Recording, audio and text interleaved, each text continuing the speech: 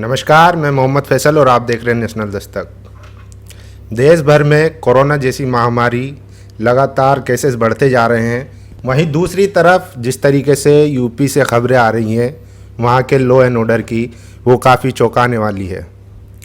आज हमारे साथ दो सहयोगी हैं, हम इसी मुद्दे पर चर्चा करेंगे इनसे कि जिस तरीके से यूपी में लॉ एंड ऑर्डर की व्यवस्था है उन पर इनका क्या कहना है और उसको किस तरीके से कोरोना जैसी महामारी जबकि आज है उसके सामने जिस तरीके से पुलिस का, प्रशासन का व्यवहार है और योगी सरकार जिस तरीके से काम कर रही है वो बेहद चौंकाने वाला है। तो मनोज भाई, आपको क्या लगता है जो यूपी में सरकार की तरफ से जो रवैया है जनता के साथ इस भयानक महामारी में, आपको क्या लगता है कि उससे किस तरीके से हम इस महामारी से निपट सकते हैं और जो सरकार का रवैया है वो कहाँ तक दुरुस्त है? जी, सभी को नमस्कार। पिछले कुछ दिनों की अगर यूपी की जो है लॉ एंड ऑर्डर की बात करें तो आप सबको पता होगा, खबरें आती होगी, आप लोग भी खबरों से रूबरू होंगे और देखते होंगे कि जो पिछले कुछ महीनों से बात करें तो यूपी की जो लॉ एंड ऑर्डर है वो काफ़ी ही भयावह है। मतलब लोग डरे हुए हैं। आए दिन कोई भी न्यूज़पेपर देखिए, टेलीविज़न देखिए, बलात्कार हो गया, अपहरण हो गया, मर्डर हो गया। मतलब वहाँ की जो सिचुएशन है समझ में नहीं आ रहा है कि योगी जो सरकार है कैसे हैंडल कर रही है। कहीं ना कहीं ये जो यूपी के लोग हैं आजकल बहुत डरे हुए हैं। हम हाल ही में कुछ पिछले दिनों की आंकड़े की बात करें, कोई आंकड़ा आया था, रिपोर्ट सामने आई थी एक, जिसमें ये देखा गया था कि यूपी में जितने घर हैं उनसे कहीं ज़्यादा जो है यूपी सरकार के पास अभी जो है वहाँ जो एफआईआर रिपोर्ट दर्ज की गई है। तो कहीं ना कहीं मतलब एक ये सामने खुल गया है कि वहाँ घरों से ज़्यादा एफआईआर हो रही है। तो समझ सकते हैं कि उत्तर प्रदेश का जो है लॉ एंड ऑर्डर है वो कैसा है। दूसरा भी ये भी था कि पिछले एक तो विकास दुबे वाला जो प्रकरण हुआ उसके बाद से जहाँ सरकार को संभल जाना चाहिए था और सख्ती से पेश आना चाहिए था, जो इस तरह के लोग थे जो आपराधिक मामलों में इन्वॉल्व थे, उसके बाद घटनाएं घटने के बावजूद कम होने की बजाय घटनाएं और बढ़ रही। हमने देखा कानपुर में जो एक यादव नाम का लड़का था, पंकज संजीत यादव, तो उसकी फिरौती देने के बाद भी उसको मार दिया जाता है। पुलिस जबकि उस केस को लगातार फॉलो कर रही थी, घर वालों से कह रही थी कि आप उनको पैसे, उसके बाद भी कई ऐसे मामले आए हैं। एक 6 साल का बच्चा जिसका अपहरण हो गया और एक और वाकया था, एक और केस था जो किसी ठेकेदार का था। नोएडा में एक जो बिजनेसमैन है उनका अपहरण हो जाता है। प्रियंका गांधी योगी जी को चिट्ठी लिखती है। तो इस तरह के बाद जो लगातार मामले बढ़ते जा रहे हैं, विकास दुबे के बाद सबक लेना चाहिए था सरकार को, लेकिन सबक नहीं लेते हुए मामले और तेजी से बढ़ते गए। जबकि योगी जी ने कहा था कि जो अपराधी है उनके लिए सिर्फ 2 जगह है, या तो जेल है या दूसरा, उन्होंने इशारों में कहा था। लेकिन हालात अभी भी सुधरने का नाम नहीं ले रहे हैं। तो इस पर क्या लगता है कि प्रशासन की मंशा क्या है और किस तरीके से वो काम करना चाह रहा है? मैं आप लोगों को याद दिलाना चाहूँगा, जब शुरू में योगी जी जीतकर मुख्यमंत्री, बीजेपी जीतकर योगी जी को सामने लेकर आई थी, मुख्यमंत्री बने थे, तो योगी जी आए थे तो काफ़ी उम्मीदें लोगों को बढ़ी थी। लगा था कि एक साफ सुथरा छवि के जो हैं एक मतलब स्ट्रिक्ट एक्शन लेंगे और उन्होंने कहा था कि हम ठोको नीति पे काम करेंगे, अगर जो भी क्राइम है उसको रोकने का काम करेंगे। और शुरू के दिनों में देखने को भी मिला, काफ़ी गैंगस्टर हो गए हैं, क्रिमिनल हो गए हैं, या तो जेलों के अंदर जाके छिप गए और नहीं तो उनके साथ इनकाउंटर कर दिया गया है। तो दिखने में लगा, लेकिन पिछले कुछ समय से हम देख रहे हैं जो चीज़ें कहीं ना कहीं ये एक उदासीनता लोगों में सामने आ रही है कि जो योगी सरकार है लॉ एंड ऑर्डर रोकने में कामयाब नहीं है। मैं डायरेक्ट योगी जी को टारगेट नहीं करना चाहूँगा, लेकिन मैं कहना चाहूँगा कि कानून व्यवस्था आपके हाथों में है। आप सरकार के मुखिया हैं, आप प्रदेश के मुखिया हैं, आप चाहें तो चीज़ें संभाल सकते हैं, लेकिन चीज़ें संभल नहीं सकती है। आप गैंग रेप देखें, कुलदीप सिंह का जो है मामला वो आया। अभी जो पिछले 3 दिनों कानपुर से खबरें आ रही है जहाँ पे जो बीजेपी के नेता हैं वहाँ पे जो है देह व्यापार करा रहे हैं। तो इस तरह की घटनाएं आ रही हैं। कानपुर में जो अभी शेल्टर होम का केसेस आया, संजीत यादव की केसेस आई, इसके आप क्या देख सकते हैं, किस पे विश्वास कर सकते हैं? क्या योगी सरकार जो उन्होंने वादा किया था वो अपने वादे पे चल रहे हैं? सबसे पहला सवाल यही उठता है कि क्या वो अपने वादों पे हैं? बिल्कुल नहीं है। पिछले कई दिनों से लगातार जो है अपराध के मामलों में उत्तर प्रदेश मतलब सोचा नहीं जा सकता है कि उत्तर प्रदेश योगी सरकार पे, मुझे पर्सनली उनसे बहुत ज़्यादा उम्मीद थी। मुझे लगा था कि शायद ये चीज़ें हैं जो उत्तर प्रदेश में बदल सकते हैं, लेकिन पिछले कुछ दिनों से जो मैं देख रहा हूँ, कहीं ना कहीं मुझे इस सरकार पे बिल्कुल भरोसा नहीं है। अब आप लोग भी समझ सकते हैं कि क्या आप अपनी जवाबदेही तय कर सकते हैं कि क्या आपको सवाल करना चाहिए या ऐसे ही छिपे रहना चाहिए। पिछले दिनों जो है आप देख सकते हैं कि एक 100 जलाने के दलित की जो है 100 को सौदा से हटवा दिया जाता है, क्योंकि वहाँ पे जो है अपर कास्ट जो है, अपर कास्ट की वो जगह तय किया गया कि वहाँ पे छोटे कास्ट के जो है वहाँ पे फ्यूनरल नहीं किया जा सकता है। तो ये बहुत बड़ी घटना है अपने आप में। आपको क्या लगता है, मतलब कुल मिला के ये है कि योगी जी अगर सामने कोई मुस्लिम है, दलित है या पिछड़ा है तो उसके खिलाफ कार्रवाई आसानी से कर देते हैं और पुलिस प्रशासन भी उसमें एकदम कुशलता दिखाता है और तुरंत उस पर कार्रवाई करता है, जबकि दूसरे उसमें मिश्रा और तिवारी जी, जब ये लोग मनुवादी मानसिकता के लोग जब इन केसों में इन्वॉल्व होते हैं तो कहीं ना कहीं कानून उनके लिए रियायत बरतता दिखाई देता है। हमारे साथ निधि जी हैं, हम उनसे भी जानने की कोशिश करेंगे कि क्या लगता है जिस तरीके से यूपी में दलितों पर और पिछड़ों पर और मुसलमानों पर कार्रवाई होती है। हमने देखा सीएए में जो सीए प्रोटेस्टर थे उनकी बाकायदा नाम के साथ उनके होर्डिंग लगवाए गए और उनके घरों की कुड़की कर दी गई। वहीं दूसरी तरफ जो मेरठ में दलित के साथ जो एक वाकया हुआ, उनके घर पे मारपीट हुई, ऐसे कई वाकये हैं। जबकि आगरा में जो शमशान घाट वाला वाकया है, उनका एक दलित होने की वजह से उनको शव को नहीं जलाने दिया गया। इस पर आप क्या कहती हैं, आप क्या समझती हैं कि किस तरीके से व्यवस्था हमारी काम कर रही है? देखिए, अब आपका क्वेश्चन काफ़ी महत्वपूर्ण है। जिस तरीके से यूपी में दिन ब दिन घटनाएं होती जा रही हैं और वो कहीं ना कहीं एक जाति के आधार से अगर हम जोड़ना चाहें तो इसमें मुझे कोई बुराई नहीं है या इसमें कोई संदेह की बात नहीं है कि बिना जाति के आधार पे यूपी की घटनाओं को बढ़ावा मिल रहा है। ये कहीं ना कहीं ये जो क्राइम हो रहा है यूपी में, ये जाति के आधार पर ही किया जाता है।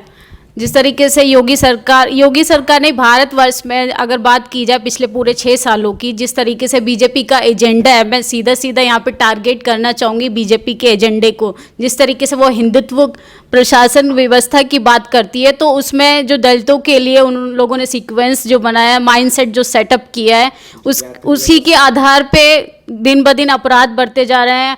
और आप रिसेंटली अभी एक घटना हुई थी कि शमशान घाट में एक दलित महिला को मृत्यु के बाद भी इस तरीके से जाति व्यवस्था कायम है हमारे इस भारतवर्ष में कि मृत्यु के बाद भी इंसान को जाति व्यवस्था का मतलब शिकार होना पड़ा। तो आप इससे अंदाज़ा लगा सकते होंगे कि जीवित व्यक्ति को या आप, हम या बाकी बहुजन लोगों को किस तरीके से चीज़ें फेस करनी पड़ती होंगी कि मतलब एक मरे हुए शरीर के लिए उस सिर्फ मिट्टी में दफनाने के लिए जगह नहीं है। तो आप, ये तो सिर्फ शमशान घाट की बात थी, बाकी हम प्रशासन व्यवस्था की बात करें और नौकरी पेशा और बाकी और भी चीज़ों की अगर हम बात करते हैं, अभी आपने रईसा अंसारी का अभी रिसेंटली न्यूज़ सुना होगा। वो पीएचडी रिसर्च स्कॉलर होने के बावजूद उन बेरोजगारी इस तरीके से, क्या सिर्फ इसलिए कि उनका नाम अंसारी है। तो आप जो नाम का जो टैग होता है ना, हम उसका एक बोझा लेके बरसों से आगे चल रहे हैं और वही हमारे जो काम को वो बीजेपी और आगे बढ़ाई जा रही है उसको। तो इस देश में जाति मरने के बाद भी पीछा नहीं छोड़ती है, चाहे आप शमशान घाट में क्यों ना चले जाए, लेकिन जाति जो व्यवस्था है भारत में वो आपका पीछा वहाँ भी नहीं छोड़ती। आगरा में ऐसा मामला हमें सामने आया, देखने को मिला, जहाँ पर दलित होने की वजह से ऊंची जात के लोगों ने उनका वहाँ पर शव जलाने नहीं दिया। अब हम बात करते हैं कि भारत में मोदी जी ने वादा करा था जब वो सत्ता में आए थे कि 15-15 लाख हम सबके अकाउंट में देंगे। तो भारत में कोरोना के जो एक्टिव केसेस हैं वो 15 लाख पार कर चुके हैं और मुबारक हो सबको कि सबको 15-15 लाख मिल चुके हैं। दूसरी तरफ हम देख रहे हैं जिस तरीके से सोशल मीडिया पर वीडियोज़ आ रही हैं हॉस्पिटल की, लोग जो है अस्पतालों में मर रहे हैं, लेकिन उसके बाद भी जो प्रशासन है वो सुध लेने को तैयार नहीं है। खासकर बिहार जैसे इलाके में जहाँ पर बाढ़ एक तरफ कहर बनी हुई है, ऊपर से जो कोरोना है उसने भी अपना एक दिखा रखा है। हमने कई वीडियो सोशल मीडिया पर देखी है, अस्पतालों की छतों से पानी टपक रहा है, मरीज अस्पतालों में पड़े हुए हैं, 4-4 दिन हो गए उनकी बॉडी नहीं उठ रही है। इसके अलावा भी बाहर अस्पतालों के मरते हुए दिखाई दे रहे हैं। तो आज तक जो है भारत सरकार या जो स्टेट की सरकार है वो कोरोना से, अगर हम दिल्ली को छोड़ दें, दिल्ली में कहीं ना कहीं इस पर काबू करने में कामयाब रही है। लेकिन जो दीगर एरिया हैं, जो कम तरक्की याफ्ता जो स्टेट हैं, जैसे बिहार हुआ, असम हुआ, जहाँ पर बाढ़ का भी कहर है और कोरोना के भी, तो इसमें सरकार को क्या लगता है कि वो किस तरीके से नाकाम रही है, या उन्होंने ध्यान नहीं दिया, या उसको पहले से कंट्रोल किया जा सकता था अगर वो सही कदम वक्त पे के रहते उठाते तो? देखिए, बिहार, असम और छत्तीसगढ़ जैसे राज्यों की अगर बात किया जाए तो मुझे लगता है, जो मेरा एक नज़रिया रहा है, कि ये ऐसे राज्य हैं जहाँ पे धार्मिक कर्मकांड का स्तर काफ़ी हद तक बढ़ा हुआ है, और जहाँ अशिक्षित लोग जहाँ कम होंगे, वहाँ गवर्नमेंट को जनता को बेवकूफ़ बनाने में बड़ी आसानी होती है, और वही हमारी गवर्नमेंट कर रही है। क्योंकि अगर हम बिहार की बात करें, अगर जब जिस राज्य की जनता अवेयर रहेगी, अपने अधिकार के लिए बात करना सीखेगी, तो वहाँ पे गवर्नमेंट को उसे बेवकूफ़ बनाना कम आसान होता है। तो मुझे लगता है अगर प्रशासन व्यवस्था जितनी जनता जिम्मेदार है, उतनी ही उससे ज़्यादा प्रशासन व्यवस्था, क्योंकि प्रशासन व्यवस्था एजुकेट होने के बाद, पावर सत्ता में होने के बावजूद, उनको पता था कि जनता के लिए मंदिर ज़रूरी नहीं है, उनके लिए अस्पताल ज़रूरी है, लेकिन वो अपनी राज सत्ता के लालच में इस तरह से वो खो चुकी है कि मतलब उनको कुर्सी के अलावा कुछ नहीं चाहिए। तो मुझे लगता है कि इसके लिए हम जनता, गवर्नमेंट को दोष देने के बजाय, अगर जनता जिस दिन आप दान देना पेटी में बंद कर देंगे, उस दिन मंदिर के दरवाजे हमेशा के लिए बंद हो जाएंगे। कोरोना महामारी एक ऐसी बीमारी है जिसने हमें बताया कि कर्मकांड और पूजा पाठ से हमें कुछ नहीं मिलने वाला है। आपको अस्पताल चाहिए, विश्वविद्यालय चाहिए। जब हमारा बच्चा पढ़ेगा नहीं तो हॉस्पिटल और ये सारी चीज़ें हम कैसे बनाएंगे? तो मुझे लगता है ताली थाली बजाने से कुछ नहीं होगा, क्योंकि बड़े बड़े एग्जाम्पल्स हमारे सामने हैं। अगर हम बच्चन साहब की बात करें तो इससे बड़ा मुझे लगता है आज के टाइम में हमारे पास इससे बड़ा कोई एग्जाम्पल नहीं होगा कि उनको ताली थाली बजाने के बावजूद हमारे मान्यवर मोदी जी बोलते हैं कि आप ताली थाली बजाइए, घंटा बजाइए, जिससे कोरोना को हम भारत से भगा सके। और वही 5 अगस्त को आप अयोध्या में देखने के लिए हम लोगों को मिलेगा कि वहाँ पे मोदी जी का स्टेटमेंट आया है कि 200 लोगों को वहाँ पे अलाउ किया गया है, जबकि अगर हम जाति व्यवस्था के आधार से इस चीज़ को जोड़े तो वही इलिटरेट हैं और अशिक्षित हैं। तो मुझे लगता है कि बहुजन समाज को अगर इन सब चीज़ों से, कर्मकांड से, गरीबी, लालसा, बेबसी से निकलना है तो आपको शिक्षित होना पड़ेगा, तभी आप अपने हक के लिए आवाज़ उठा पाओगे। तो कुल मिला के आपका ये कहना है कि अगर जनता कर्मकांड की जगह जी, शिक्षा पे ध्यान देती तो आज ये हालात ना होते देश के। बिल्कुल। तो मैं मनोज भाई से पूछना चाहूँगा, मनोज भाई आप ये बताइए कि जिस तरीके से दिल्ली में एक वक्त था कि सबसे ज़्यादा केसेस दिल्ली में थे, और पूरे भारत की मीडिया, जो गोदी मीडिया भी है, वो एकदम हाईलाइट करके दिखाती थी कि दिल्ली नहीं चल रही है, संभल नहीं रही है, कोरोना के इतने केसेस हैं। और दूसरी तरफ यूपी और बिहार, जहाँ पर बहुत कम टेस्टिंग हो रही है और उस तरह की अस्पताल भी नहीं है बड़े बड़े जिस तरीके की व्यवस्था होनी चाहिए थी, लेकिन आज दिल्ली ने वो कर दिखाया। अब कुल मिला के ये है कि आप कंपैरिजन में कैसे देखते हैं, क्या दिल्ली सरकार वाकई में कोरोना से निपटने में कामयाब रही है, और क्या वजह थी जो वो इतना कामयाब हो पाई? वहीं दूसरी तरफ जो दूसरे स्टेट हैं, बिहार वगैरह, वो क्यों नाकामयाब हुए? देखिए, सबसे पहले हमें एक चीज़ पे ध्यान देना पड़ेगा कि दिल्ली जो है, दिल्ली हमारा जो है इंटरनेशनल कंट्री से जो है डायरेक्ट जो एयरपोर्ट की बात करें तो सबसे ज़्यादा जो है ट्रैवल जो हिस्ट्री है हमारा दिल्ली का है। दूसरी बात करेंगे, दिल्ली काफ़ी कंजेस्टेड एरिया है। दिल्ली में जो है काफ़ी कंजेस्टेड एरिया है। लोगों की इम्यून सिस्टम की बात करें तो यहाँ पे कंपेयर टू अनदर स्टेट देखा जाए तो काफ़ी माना जा सकता है ऐसा कम हो सकता है, ये मेरा मानना है। ये मैं किसी मेडिकल रिसर्च पे नहीं बात कर रहा हूँ, लेकिन ऐसा कहा जा सकता है।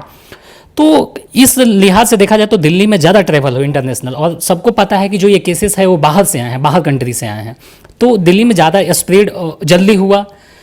हाँ, ये जरूर मैं मान सकता हूँ कि मीडिया जो है लोगों को गुमराह करने की बहुत कोशिश की है, और किया भी है मीडिया ने। मीडिया कभी भी जो बीजेपी जो संचालित राज्य है उनके बारे में उन्होंने नई चीज़ें दिखाई है। उन्होंने महाराष्ट्र की बात किया, महाराष्ट्र में हालांकि केसेस ज़्यादा थे, दिल्ली के ज़्यादा थे, लेकिन दिल्ली के जो सीएम हैं उन्होंने काफ़ी अच्छा से इस पे काम किया, चीज़ों को समझा, लोगों को अपने विश्वास में लिया, लोगों के सामने जो भी मजबूरियाँ थी, जो भी परेशानी थी, उनको प्रदर्शित रूप से दिखाया और लोगों से अपील भी किया कि आप इस चीज़ को समझे। लोगों ने भी उनका काफ़ी सपोर्ट किया। वहीं अगर हम दूसरे राज्य की बात करें, स्पेशली मैं बिहार राज्य की बात करना चाहूँगा। एक छोटा सा वाकया है, आप समझ लीजिए। अगर दिल्ली की जमात में कुछ लोग केस मिल रहे थे तो पूरा जो है कोरोना भारत में आते ही जमाती और हिंदू मुस्लिम हो गया। लेकिन वहीं अभी आपको रिसेंट पता होगा कि जो बिहार का बीजेपी दफ्तर है वहाँ से बहुत संख्या में, मुझे अभी शायद 75 बिगनिंग में था शुरू के टाइम पे, लेकिन अभी कुछ ज़्यादा केसेस है। लेकिन वहाँ पे मीडिया ने इस चीज़ को बिल्कुल सिरे से नकार दिया, मीडिया इस खबर को बिल्कुल दबा दिया। तो कहीं ना कहीं ये चीज़ें हैं कि मीडिया गुमराह करने की कोशिश की और भरपूर इसमें मीडिया कामयाब भी रही है। मौजूदा हालात की बात करें बिहार की हालात आप देख सकते हैं। वहाँ पे 2 सरकारें हैं, बीजेपी है और जेडीयू की मिली हुई सरकारें हैं। बाढ़ की पहली समस्या है। बाढ़ की समस्या तो बहुत दिनों से है ना, कोरोना मानता हूँ कि अभी आई है बाढ़ की, लेकिन तैयारी के नाम पे बाढ़ से बचाव के लिए जो है वहाँ डबल इंजन की सरकार ने कुछ नहीं किया। सबसे इंटरेस्टिंग बात यह है कि आज इतने मजबूरी में बिहार के लोग फंसे हुए हैं, लेकिन ना ही कोई बीजेपी का नेता दिखा है और ना ही कोई जदयू का नेता दिखा है। पप्पू यादव हमेशा, पिछले साल भी जो पटना में हालत हुई थी, पानी जल जमा हुआ था, वहाँ पे बाढ़ का ऐसा मामला है कि हर साल आता है। हाँ। तब भी सरकार कोई ठोस कदम तो मेरा यही लोगों से अपील है कि जब भी बिहार में आने वाला चुनाव है अगला समय, आप समस्या अपने आप से पूछिए कि आपको कौन आपके लिए खड़ा है। आप सबसे ज़्यादा अगर देखा जाए, अगर जो माइग्रेंट अभी जो लॉकडाउन में सबसे ज़्यादा जो प्रवासी मजदूर थे वो बिहार के थे। वोट देने से पहले आप सवाल कीजिए अपने आप से, आखिर हम बिहारी क्यों हैं, सारे मजदूर बिहारी क्यों हैं, कहाँ आप चूक कर रहे हैं, क्या आपकी गलती है। तो सबसे पहले मेरा यही सवाल है कि आप अपने आप से सवाल कीजिए जब भी वोट देने जाइए और अपने आप को चुनिए। जाति पे मत जाइए, धर्म पे मत जाइए। जाति और धर्म आपको खाने के लिए नहीं देगा। मेरा आपसे एक यही सवाल है, संविधान को समझिए, बाबा साहब अम्बेडकर के जो सिद्धांतों पे है उस पे समझिए, सोसाइटी के लिए पढ़िए लिखिए और पे बैक टू सोसाइटी के सिद्धांत पे चलिए और अपने समाज के लिए और अपने लिए खुद खड़ा होइए। जाति धर्म से बाहर निकलिए, कर्म कांड से बाहर निकलिए। तो ये मनोज भाई थे जिन्होंने अपने विचार रखे साफ साफ। इनका कहना है कि अगर आप धर्म की बजाय और जाति की बजाय किसी के काम पर वोट करेंगे तो यकीनन आपका फ्यूचर आपके बच्चों के लिए अच्छा होगा। अगर आप इसी तरह के धार्मिक कर्म कांड और जाति व्यवस्था में फंसे रहें और किसी को मिश्रा होने के मिश्रा के नाम पे वोट देते रहें तो इसी तरह आपका शोषण होता रहेगा।